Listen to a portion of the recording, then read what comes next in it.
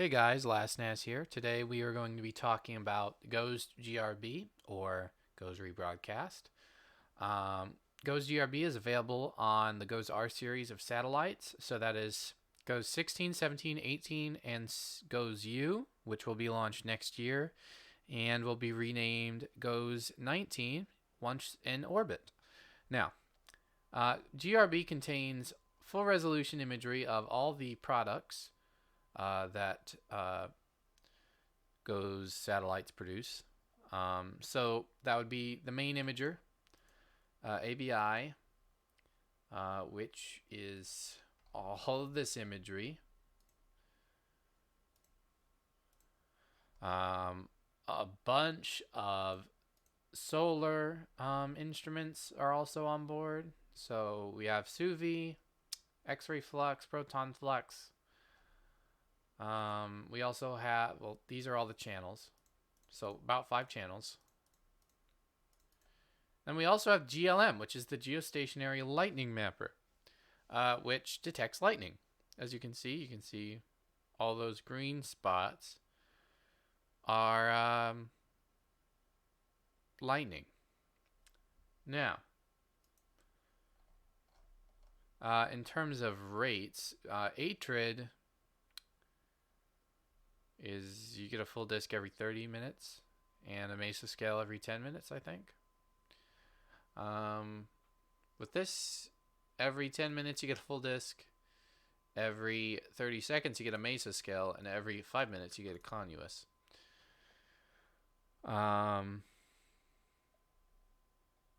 in terms of SUVI I think is every 2 minutes, maybe less.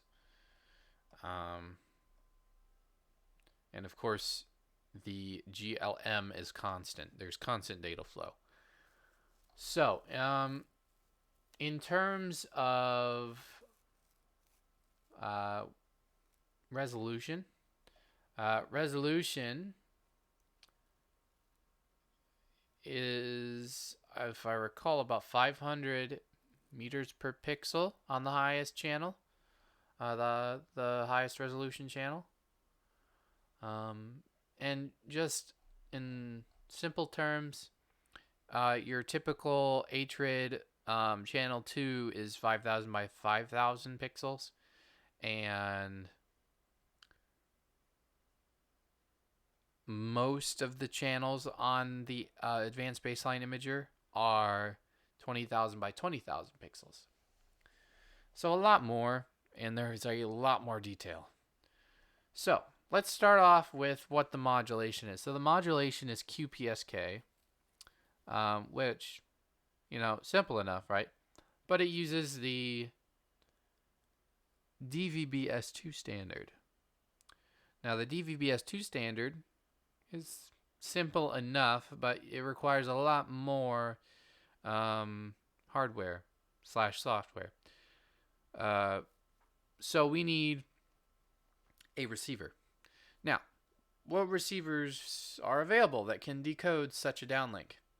Well, first off, DVB-S2 is usually used in television and rebroadcast stuff like NoPort and GeoNetcast and HimawariCast,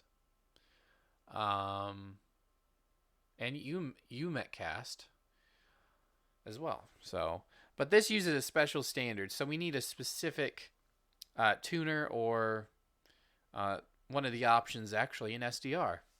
So let's start with the SDR option. So you can get a HackerF that is capable of at least 16 megahertz bandwidth. You probably don't want to use a HackerF because it can be unreliable and you can get drifting. So if you have a Blade RF laying around, you could use that too, but you most likely won't have that laying around. If you're on a severe budget, you could use a HackerF, but I don't recommend it in terms of reliability if you're going to have the system running 24/7. Second option, and probably the best option, if I'm going to be honest, is a TBS 6903. TBS 6903 can decode / demodulate GRB quite well. Issue is they are hard to kind of find. Like there's a listing on eBay for around 300 USD, um, but it's of course from China, so that takes a while, and yeah, it's not the greatest. It's expensive, but once you get it, it's probably worth it. I don't have one myself, um, and I'm actively looking for one that is a little bit more on the friendly side of in terms of budget and how much it costs. Another option, if you have a lot of money, is the Nova S400 Pro. Um, this works great, I've heard, and is a good option. Now, me and Ang254 or Alan, we are working on a very, very affordable solution. A lot more affordable than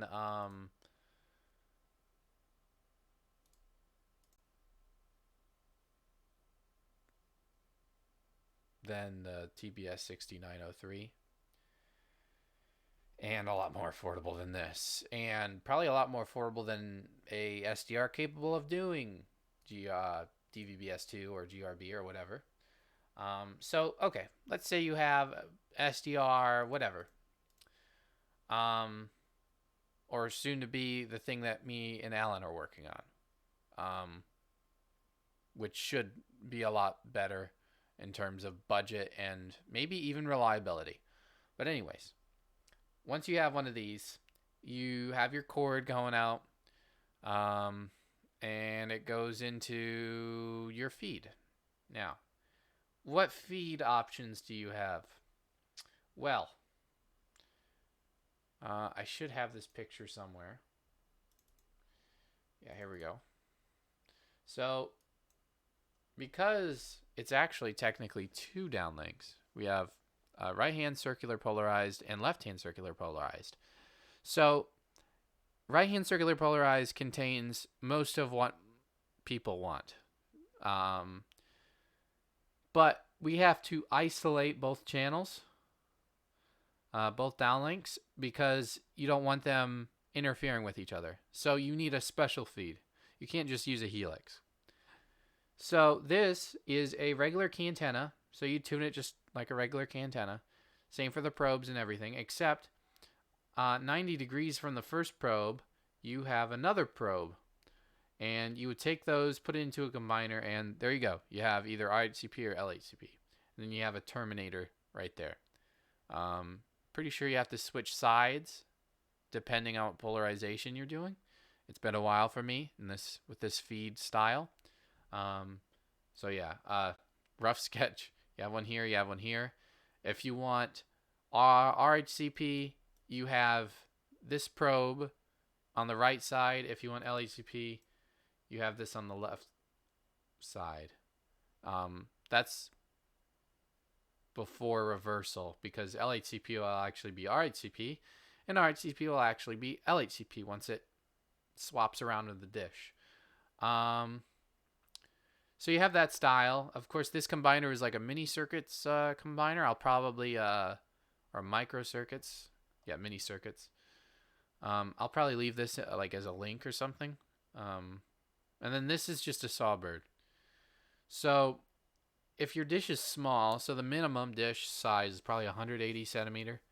But if it's small like that, you need a second amplifier besides a sawbird in order to get something strong enough. If you're quite a large dish, like a 100 or a 3 meter or around there, you'll be fine probably. That's in my case. I have a 3 meter, and all I need is the sawbird. That's it. So that's that solution. Then the next solution is this, which is called a septum. So a septum, you actually have two ports, so you can receive both at the same time. And the thing with this is, if you want to receive both, you can do that. You can have one probe here, you can have another probe on the bottom, and so you can receive both polarizations. You just need to get another combiner, more amplifiers and stuff like that. But the issue with this design is you have some loss in terms of SNR. So this, you don't have any, you don't lose out on SNR. You actually get, I think, let's see, I'm trying to remember the gain. I think it's around 2 dB gain compared to this. You can get one from RF Ham Design, or you can build one yourself. Preferably build one yourself because they can get quite expensive. And these typically are, because the SNR gain, you'll probably have a better time keeping a lock during, let's say, solar outage or something. So you have that. You have your amplifier. What about software? In terms of software, you have this thing called CSPPGO, which is the software that what a lot of people seem to use. Issue is you need a lot of hardware, and in terms of, like, yes, you get a lot of products, like different product varieties, but it's not very efficient at all, and I don't recommend using it. There's also GRB Imager, which is used with the TBS 6903, and that's good, but it costs money. And then there is SatDump, which SatDump currently has support for all of the ABI images. So you either LHCP or IHCP, you can receive both. But you can't receive both at the same time. Like with one, you'd have to run one separate instance for each. You have to run a separate instance for each polarization. So RHCP needs its own, LHCP needs its own.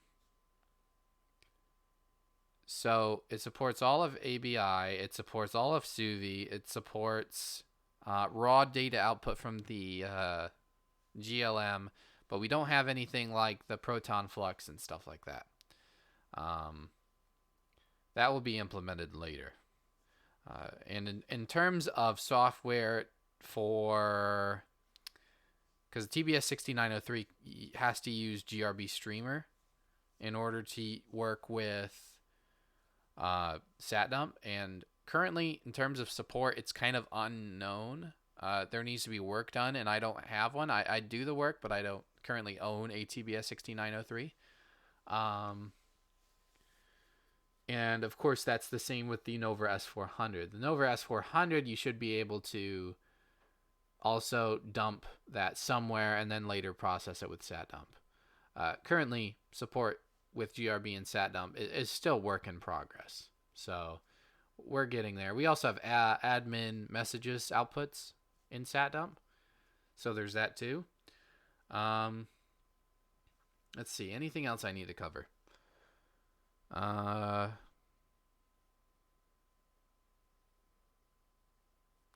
don't think so.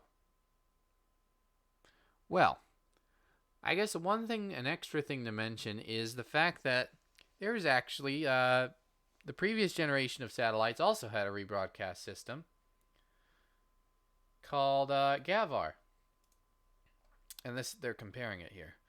So GVAR was on the GOES N series of satellites, and because of the way the imagers are on these satellites, of course they're slower, so you get a full disk image every 30 minutes. You have, in this downlink, you have no space weather or anything. You only have the imager and the sounder. But these satellites are kind of going extinct. So these usually turn on in terms of GOES 14. So it's the series is there's 3 satellites. It goes 13, 14, and 15. So 13 is over the Indian Ocean,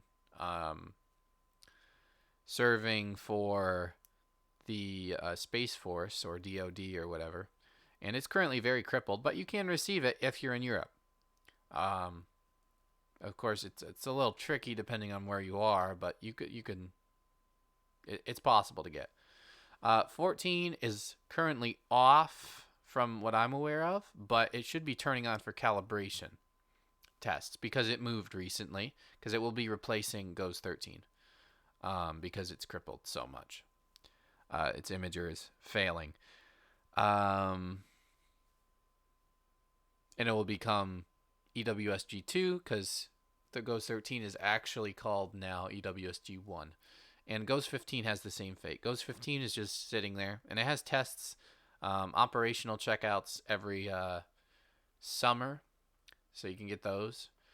But yeah, if you have a chance to get it and you have a 180 centimeter dish minimum, you can get it when it's weaker or when you have a smaller dish, but it just won't look as good because there's no error correction on this. There's, of course, DVB-S2 has tons of error correction, and it's a very recoverable standard.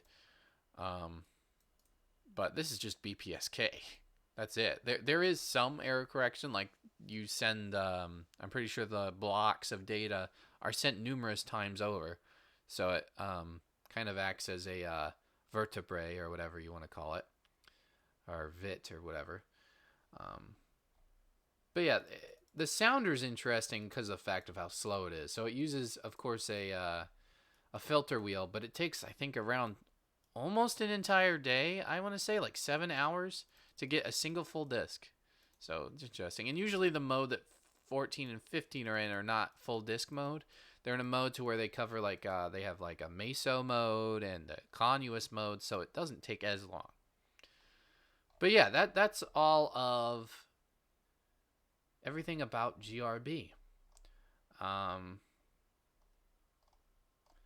So yeah, in terms of the development of the budget thing that will be coming out whenever, I don't know. We don't have any estimations on it. It's kind of slow going, but we'll see. So I'll probably make videos on Atrid and stuff like that. Maybe even a tour of my dishes. I don't know. But yeah, I hope this was helpful to people. And if you have any questions or like would like you have a dish that's big enough and you want to get it set up and you have issues or something, then you can, ask in the comments with what the issue is and stuff like that. So I hope you guys enjoyed this video, and I will see you guys later. Bye-bye.